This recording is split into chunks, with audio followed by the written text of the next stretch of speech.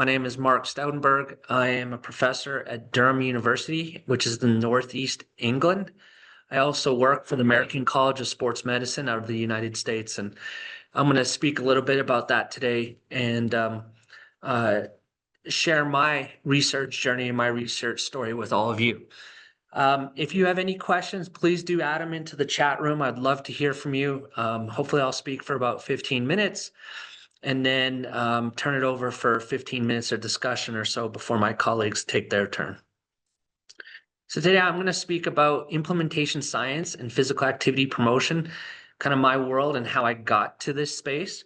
And I'm hoping and I'm thinking this might be a fairly new type of topic for you all, so hopefully you gain something from it. So the 5 or 6 areas I'm going to talk through here on the screen, a little bit on my background and training, some of my early research experiences, learning about implementation science, my role with exercise medicine, and then a little bit of work I do here in the community in Soweto. So first, my background and training here. So when I was a postgraduate student, I was at the University of Miami in Miami, Florida. I was a graduate assistant, which means while I went to school, I was also doing research for my boss. And so you can see here on the left-hand side, this is one of my colleagues. That's not me, but one of my colleagues. And this is the type of work we're doing, testing muscle function and strength and using something called EMG to see how muscles work when we do certain movements. So that was my field. It was called exercise physiology. A little bit later, I helped run a study here on the right-hand side. We were testing people when they were taking different performance-enhancing drugs and looking at how it impacted their sports performance at sea level or high altitude, and this was sponsored by the World Anti-Doping Agency.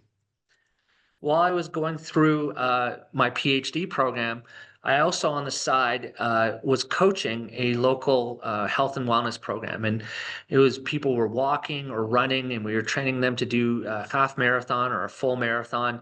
This is me standing there with the crutch. I just had a surgery on my hip, so I wasn't running with them, but I was providing guidance and knowledge from my exercise physiology. And you know, over the 4 years that I coached this program, we started with about 100 participants, and we ended up with more than 800.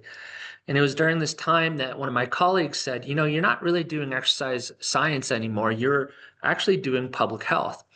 And I truly had no idea what public health was. It was the first time I'd ever heard of this. And it kind of put that thought in my head of, well, maybe I should look into this if that's what I'm really doing.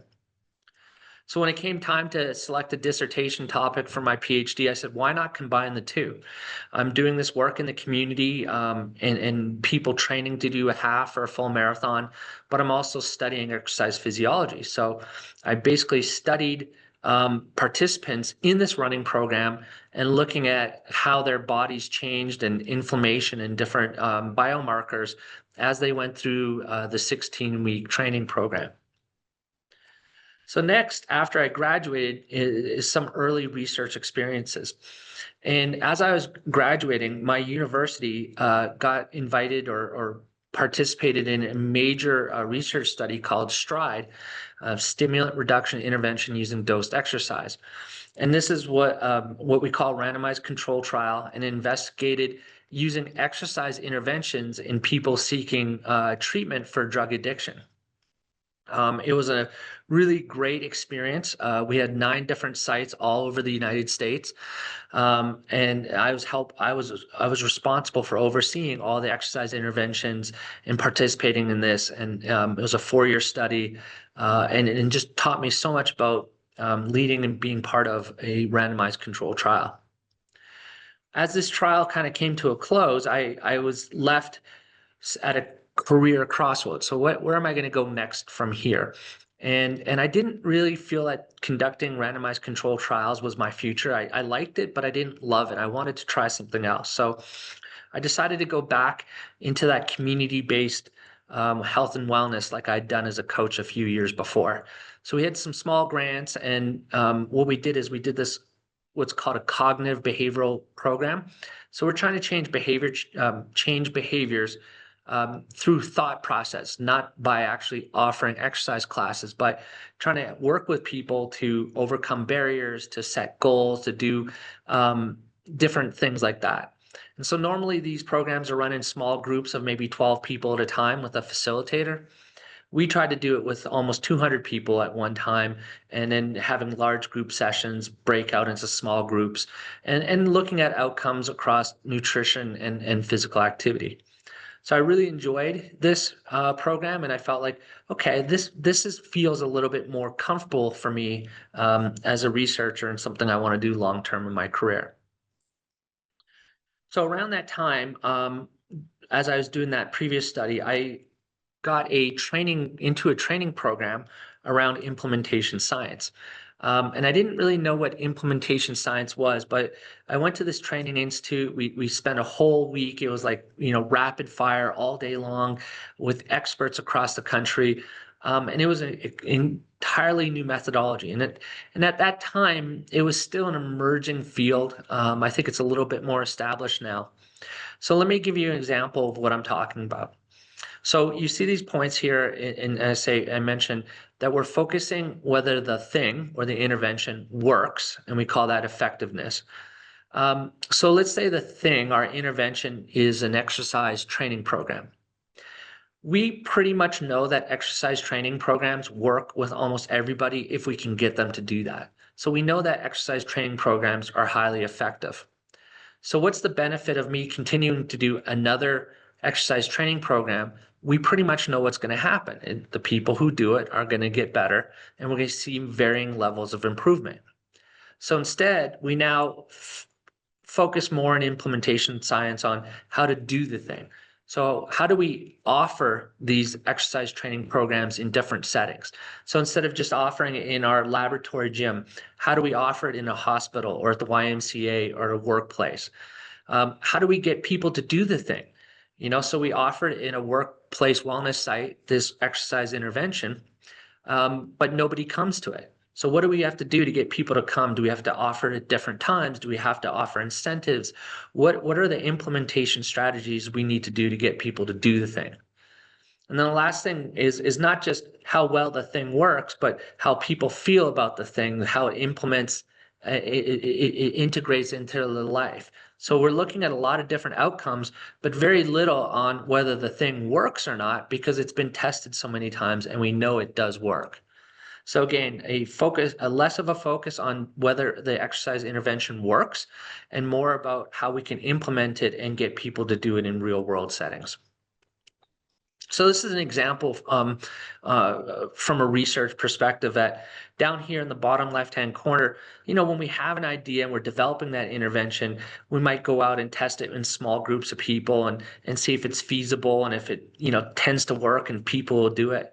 If that works, then we have these like efficacy trials where we, control things a little bit more and we see if it really does work. And then if it does, we take it to the real world and see how it works when everything gets a little bit messy. But I work up here in the corner is that we already take something that's developed, like those exercise interventions, and we look at how we can get other places or settings to adopt it. And when they adopt it, how do they need to change it for their local community in the context, and how well do they implement it and roll it out to the wider population? So my work tends to be a little bit more here on the upper right-hand corner of this diagram. So I'm going to go away for the research for just a second and talk about something I'm involved with called Exercise as Medicine. And this is a global initiative led by the American College of Sports Medicine in the US. And as I was going through my career and developing it maybe about 10, 12 years ago, the American College of Sports Medicine asked me, said, would you come work for us? And I didn't want to leave academia. So we made a compromise that I would work for them as a consultant part-time on the side. And it's been a wonderful experience.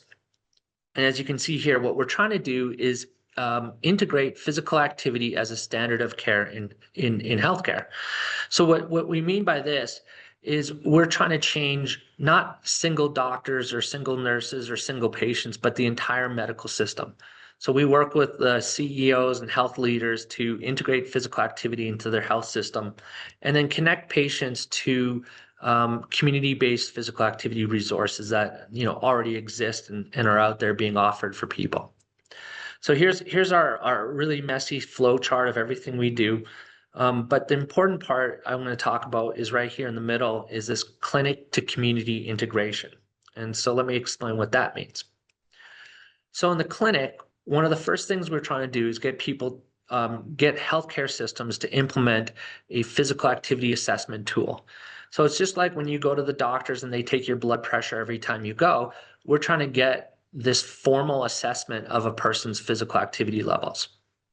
Then we want to do some sort of a prescription or brief counseling, something that the doctor or the nurse will provide to the patients to show them that this is a really important thing in your life.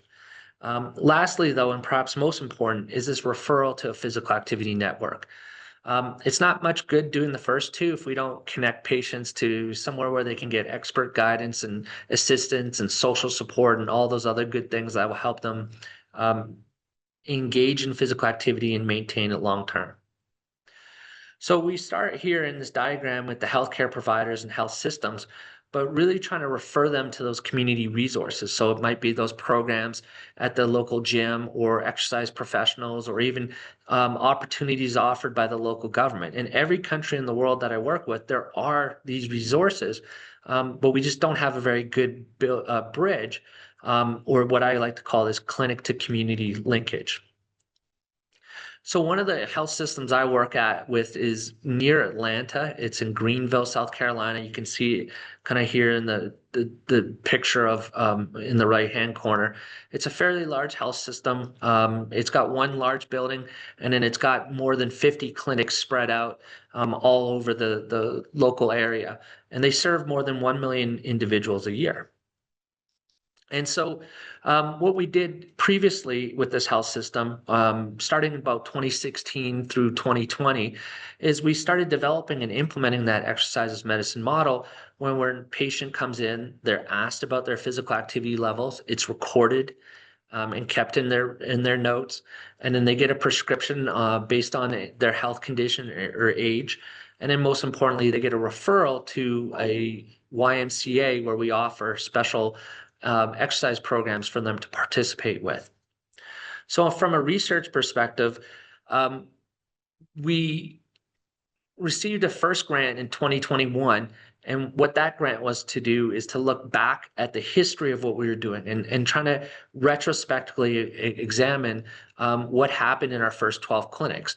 How many patients, how many providers were giving referrals, how many patients got those referrals, how much money did that save the health system?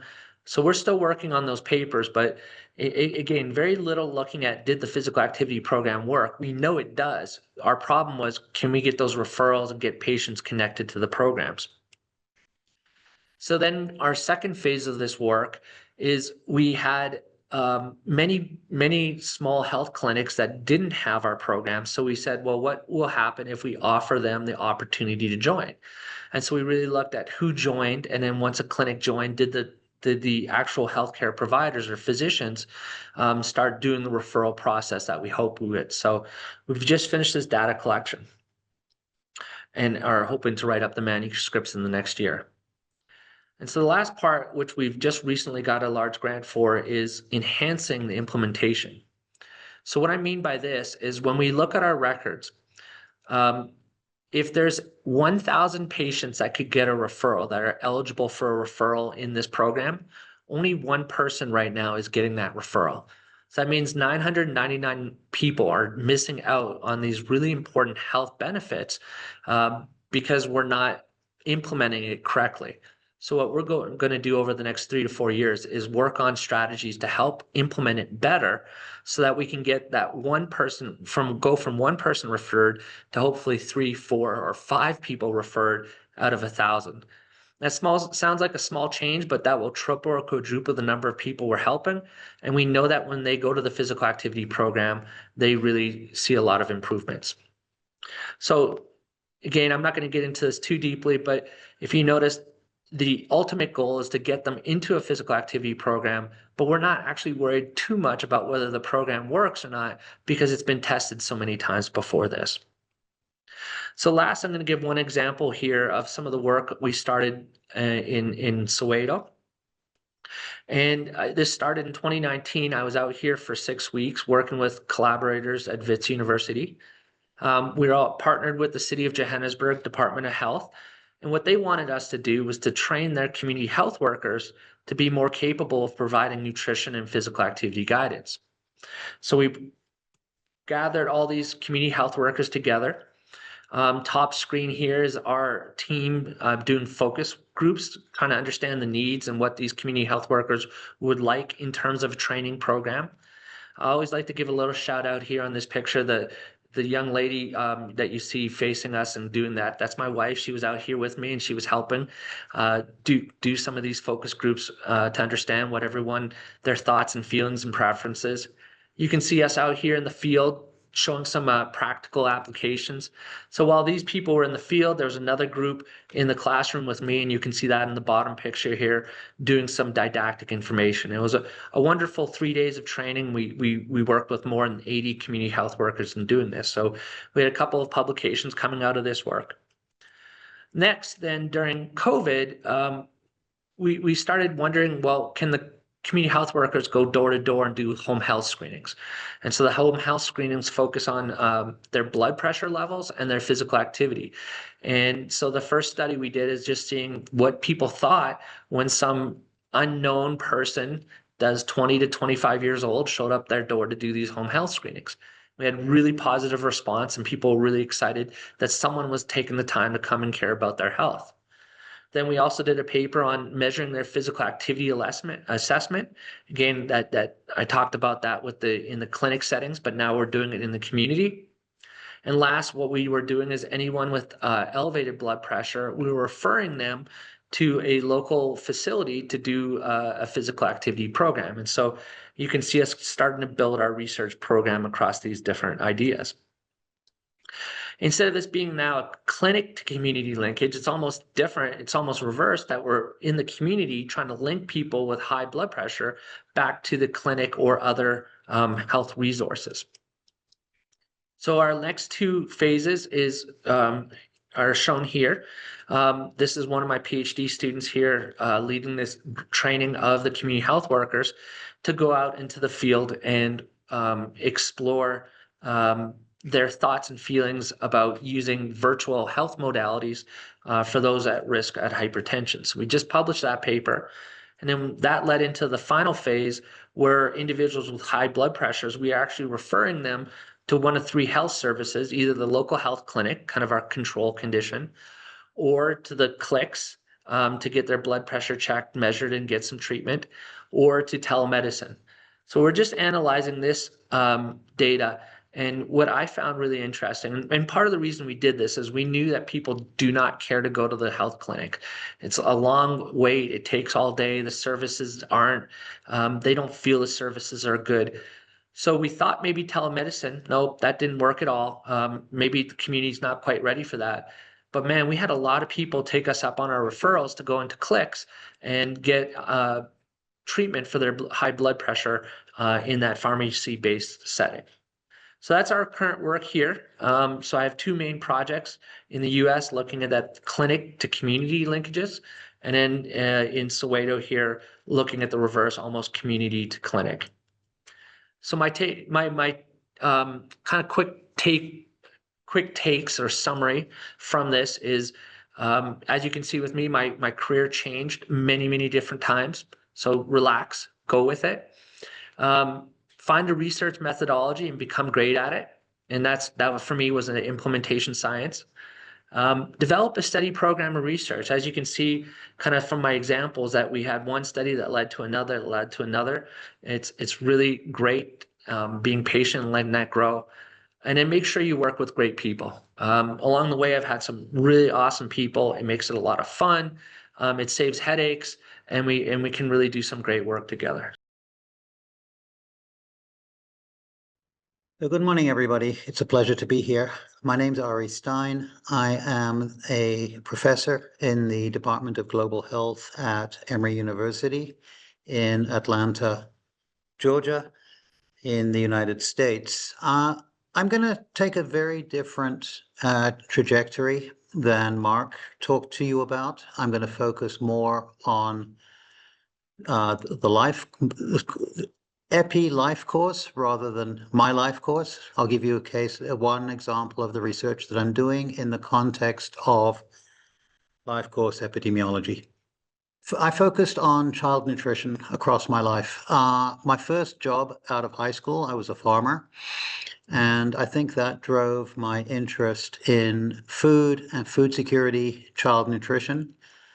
And so I did an undergrad degree at the University of London in nutrition science, and became very interested in the question of child nutrition, largely focusing on two questions.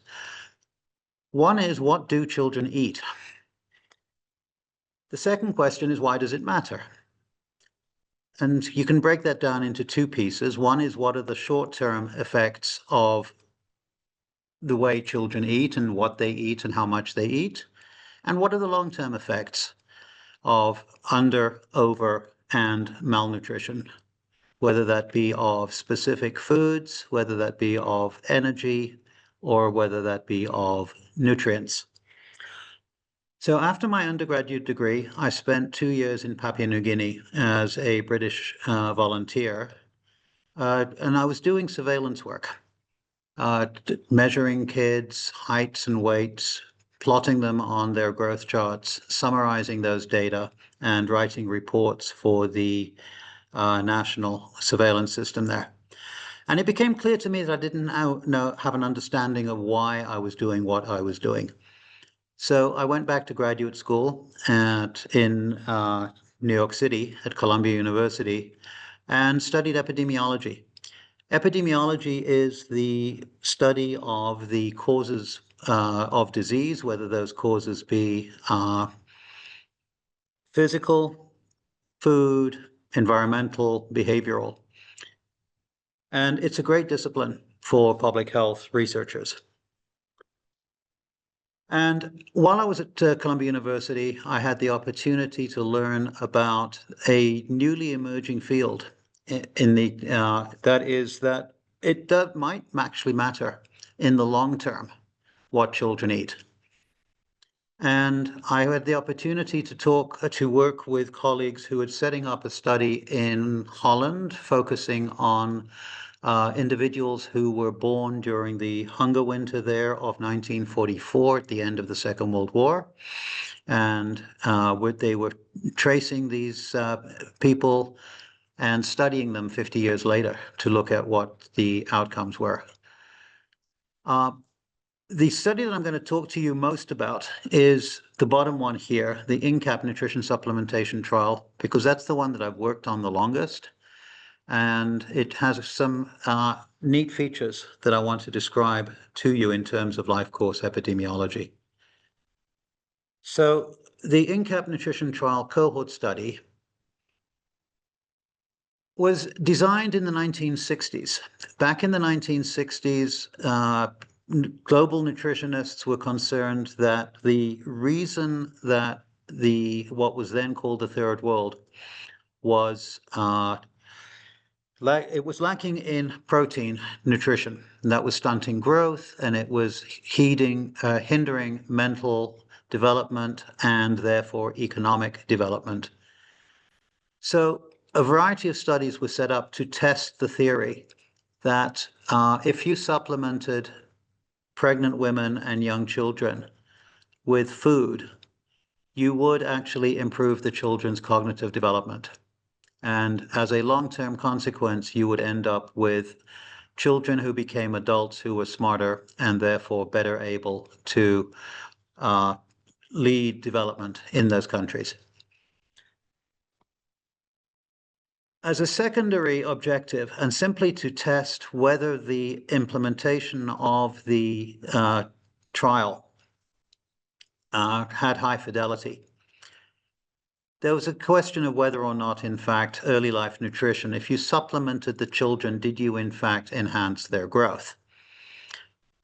Well, the trial itself was conducted in Guatemala.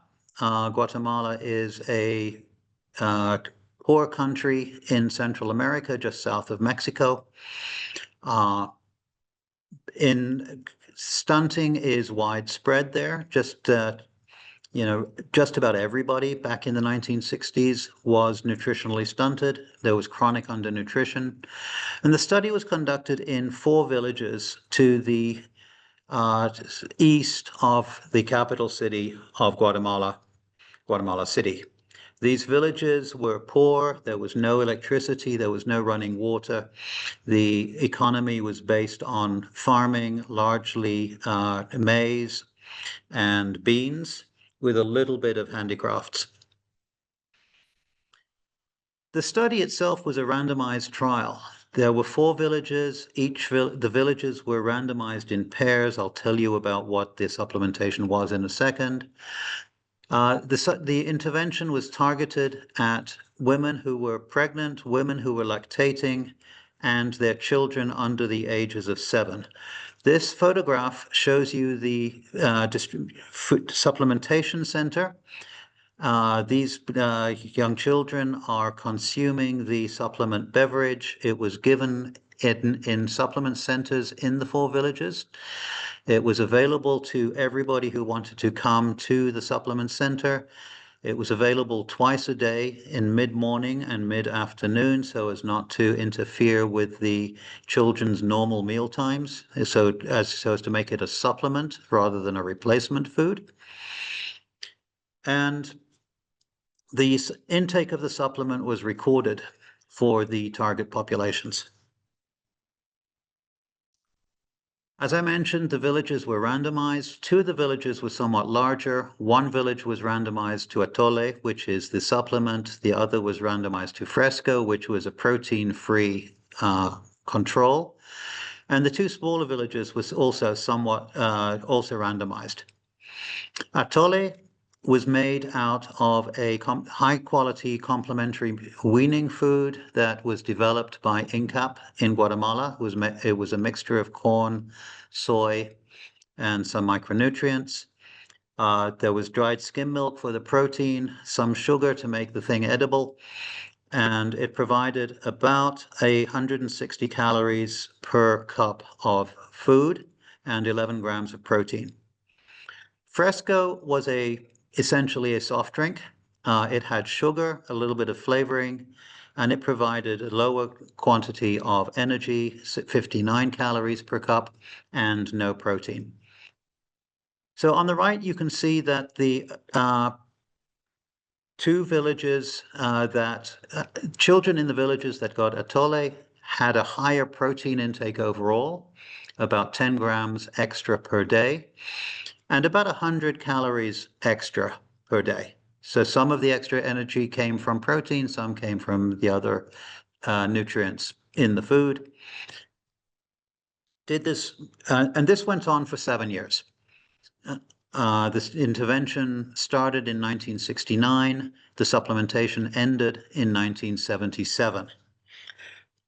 As I mentioned, all the children under the age of 7, their intakes were measured, and children who were born into the study were followed throughout the duration of the intervention.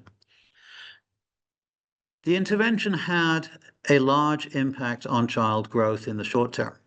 These are the differences in centimeters in the 2 Atole villages and the 2 Fresco villages of children who were comparing children who were 3 years of age before the study started at the baseline measurements, and children who were born at least 3 years after the study started. So in the Atole villages, the net difference is about 3 centimeters. And in the Fresco villages, the net difference is about 0.5 centimeter. So kind of supplementation led to about a 2.5 centimeter increase in length at age 3. So the nutrients were there were enough difference in the nutrients to impact these children's growth. Did it impact their later life? Well, we have been following this group off and on since then. This chart shows the waves of fieldwork and the years in which they were done. As you can see, we've done a variety of tests. Some of these tests are physiological. Some of these tests are paper and pencil-based tests. We've asked a lot of questions about schooling, about marriage, about employment, about kind of all sorts of things. We've taken bloods, we've stored them. We have a lot of data that we're looking at. I'm just going to show you two very quick results that I want to highlight. So one of the things we have done over the years is test IQ, and we measured that using the Raven progressive matrices. The respondent is shown a chart such as this page. This is a graphic with one piece missing, and the individual is asked to match the graphic, the panel at the bottom that matches the panel at the top. The correct answer here is number 6, as you can see, because what is missing is a total of 6 stars, 2 rows of 3, and the only pattern number 6 matches that. So, and the matrices and the questions and the comparisons get harder and harder over the course of the test. So you can measure somebody's visual intelligence this way. So we did this in when the cohort were roughly about 35 years old, and we measured kind of their performance on this test. This picture compares the group who were exposed to Atole in their first 2 years of life, and in the open diamonds, to the group who were in the fresco groups or were too old to receive Atole early in their life, and these are in the black diamonds. We compare this by highest schooling level attained because, as you can imagine, kids who are smarter stay in school longer. I'm not sure I believe that staying in school makes you smarter, but that's a debate that we can have. But as you can see, the overall, the Raven matrices score go up as children have completed higher school. In this cohort, the average schooling is 4th grade.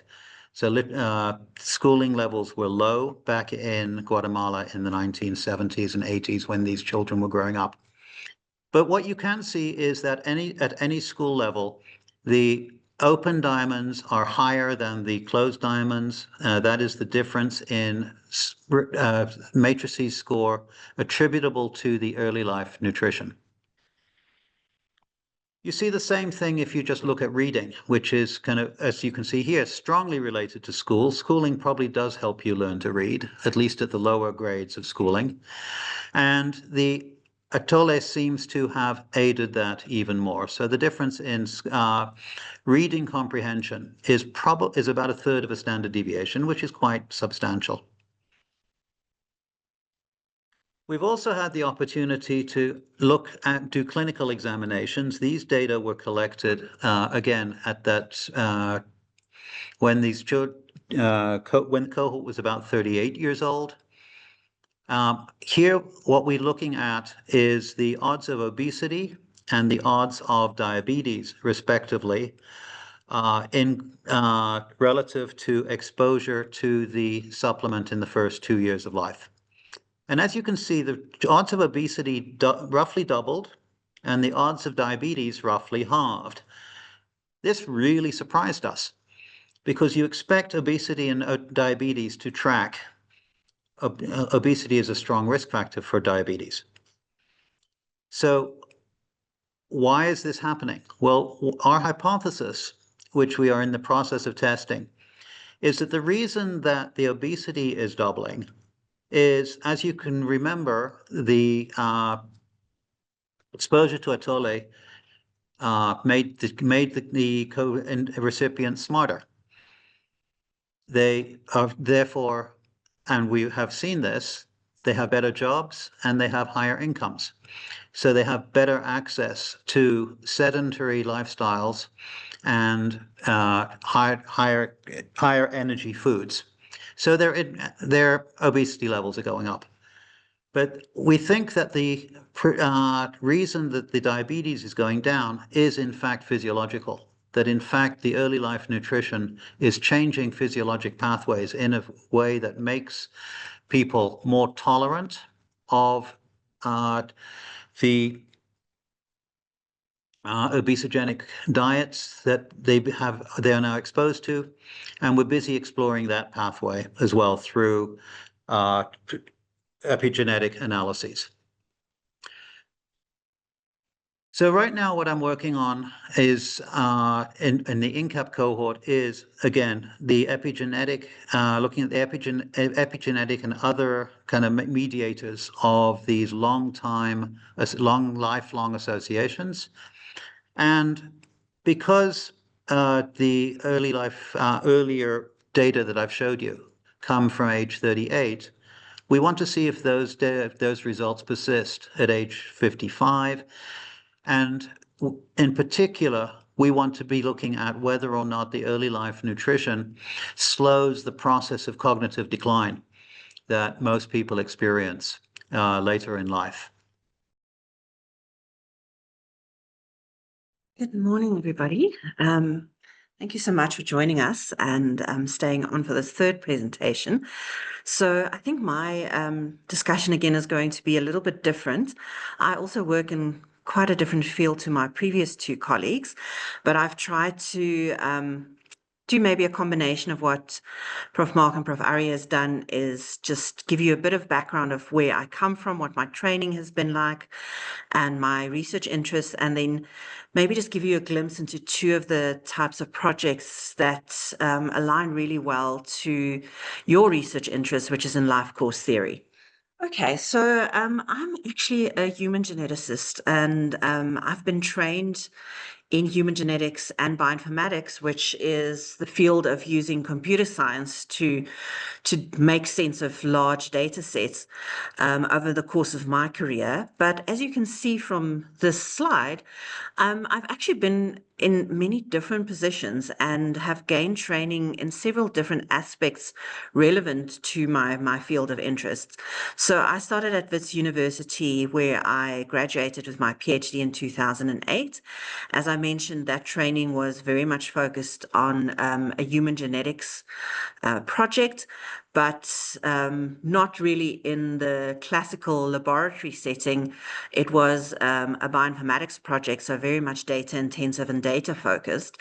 And that really sparked with me the interest in how we can use data science to try and unravel some of these questions relevant to health. So post my PhD training, I actually moved into managing a research lab. So ended up back in the lab after my classical training in the lab as an undergrad, and then moving into data science for my PhD. But this was an excellent opportunity for me to really hone my skills in thinking around research and what it takes to design a research project, to work collaboratively with several different people who are working on different projects. And during my time as the research lab manager, I actually encountered and engaged with quite a few different principal investigators and researchers at Wits, including Professor Shane Norris, who is the current director of the Center of Excellence. And we started collaborating and working on projects that really focused on how we could use genetics to further understand what the underlying biological risks are for some of the very common diseases and common issues that we see across the life course. And I'll tell you a bit more about some of the research that we did together.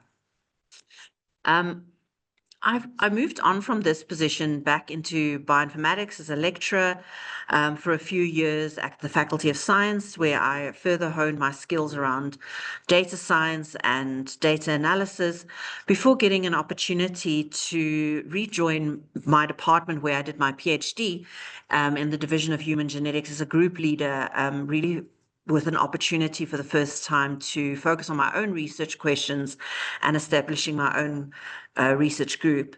And recently in 2024, took the next step in this independence and leadership role to take on a clinical researcher role in the Faculty of Health Sciences in the School of Clinical Medicine, also as the academic head of human genetics, to further just focus on my research agenda, but also to try and establish more links to different individuals across the different schools in the faculty, and to really ensure that there's a strong research agenda and research training happening across the board. So this is where I find myself at the moment. And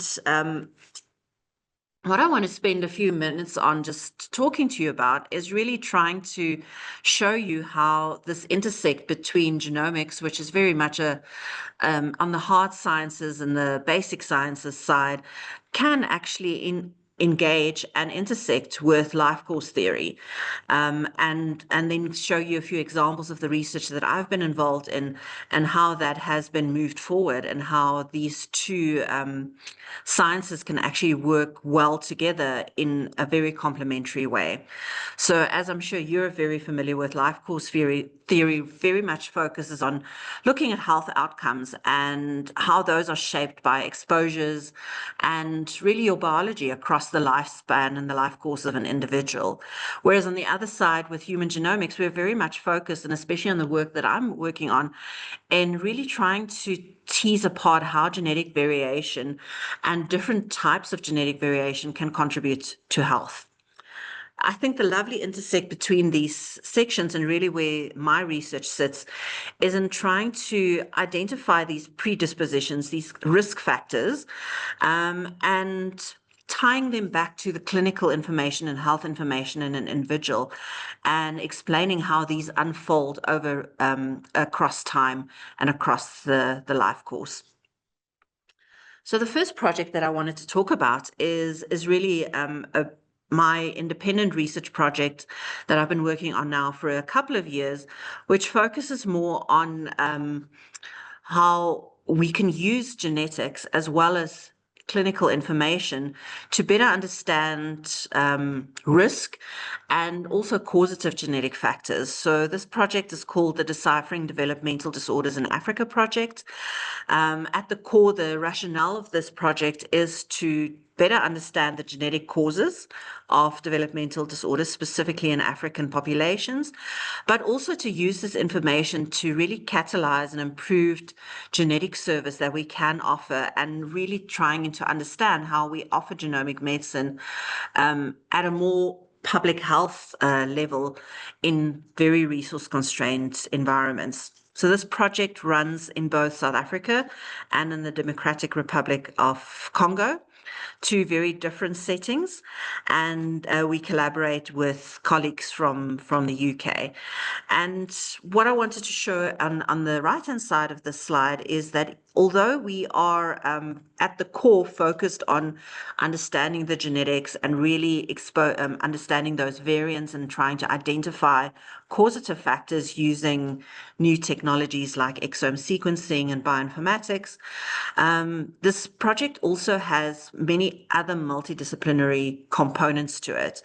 A really big component to it is around training and capacity development, not only at the postgraduate level, but also in translation and implementation science, and really thinking about how genetic services can be offered and implemented across the African continent. But also in the community aspects, and community engagement is a really important and integral component of this study. Our focus, of course, the main participants in our study are children with a developmental disorder, but those children are part of families. The mothers and fathers and other community members are a large and significant component and support.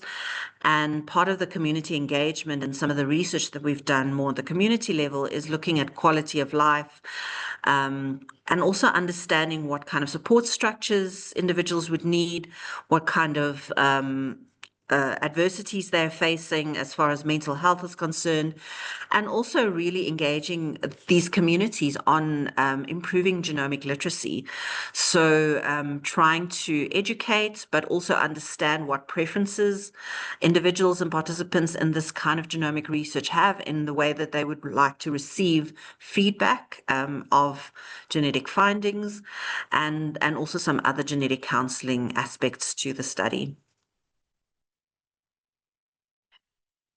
So this really speaks to this broader topic of rare diseases, because many of these developmental disorders are rare diseases, and how this touches on life course theory.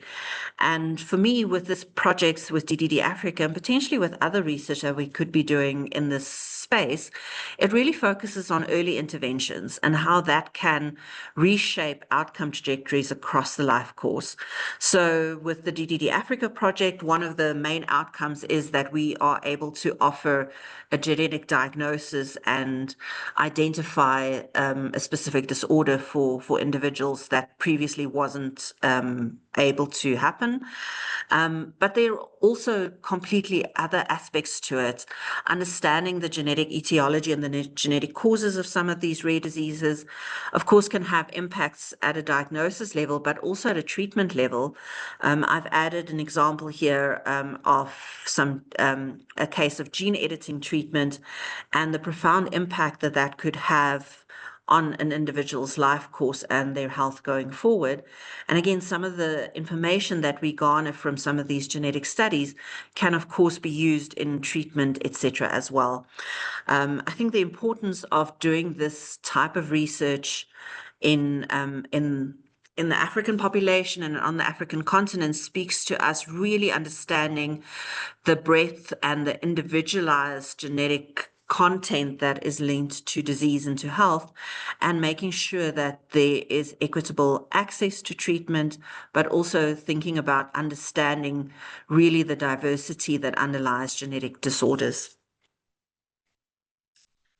So the next example that I wanted to speak to is on chronic diseases and life course theory, and kind of thinking across the life course, moving away a little bit from the beginning of life and kind of early childhood interventions, and thinking about how we could use genetic information really to a more wider aspect of the life course. Again, you can see here the example from the news that I've put up is focused on newborn screening, and specifically an example that has been in the news recently in kind of June 2025, highlighting that in the UK, the National Health Service there plans now to do DNA testing on all babies to assess disease risk. So this is an important consideration, because this information could become part of individuals' health records and really be accessed and used throughout their life course, and gives you an opportunity to start thinking about the cumulative exposures and some of the critical windows where intervention matters most. So if I could just go back, sorry, skipped over. And again, one of the projects that I wanted to highlight here is some of the work that we've done in collaboration with the Birth to 20 cohorts, and just highlighting how important these human development studies that have longitudinal clinical and health data linked to it can really highlight and introduce a new aspect to genomic research. One of the studies that we've engaged with the Birth to 20 cohorts and with the Center of Excellence is at looking at some of the data that we have on body mass index, body composition across the life course, and have linked that to genomic risk scores that we could calculate from genetic information, and really looking at when are those critical windows that are really giving you a light and insight into when interventions like what my colleagues spoke about, whether those are exercise interventions or nutritional interventions or other interventions, could actually have a very critical impact on the individual. Even before you start seeing classical risk factors that are measurable, some of this genetic information can be used to identify specific groups that are especially sensitive to risk, and really makes opportunities available for tailored interventions, but also thinking about identifying groups of individuals that would need added intervention, especially in a resource constraints environment. So just maybe to wrap up then, I've just highlighted 4 specific areas maybe for you to think about in where genomics can really have a significant impact when we think about global health, but also lifelong health across the life course. And of course, I've spoken a little bit now about precision public health, really thinking about tailoring prevention to the individual, but having the ability to roll that out to a kind of public health level as well. Screening is another engagement where adding a genomics layer to a human development intervention is really important. So thinking about things like newborn whole genome sequencing, like the example of what is being rolled out now in the UK, and using polygenic risk scores where you've calculated an individual's risk based on their genetic makeup and informing prevention in that way.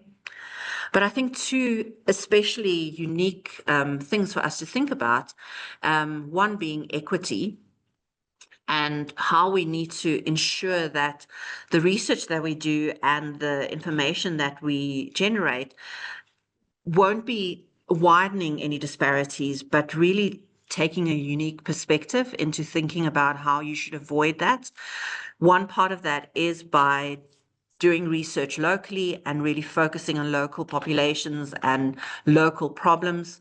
That is a good way to address this equity gap. But we must also be careful and think and be cognizant about how that information is going to be used in the future so that it doesn't widen some of these disparities that we see at the moment. And then finally, really kind of speaking to this life course approach and thinking about lifelong monitoring and how we could integrate genomics into health records and use that information at different times to inform health, whether that is at early childhood and looking for specific interventions where development is delayed and we're looking for a genomic underpinning of that, moving into early childhood and adolescence and really using that risk information to identify, to do early interventions before we see chronic diseases really being prevalent, and taking that into adulthood and aging and looking at interventions like with pharmacogenomics, where if individuals are going to have to take specific drugs, taking into consideration how their metabolism is informed by their genomic risk and genomic information, and using that to really inform an individual's health across their life course.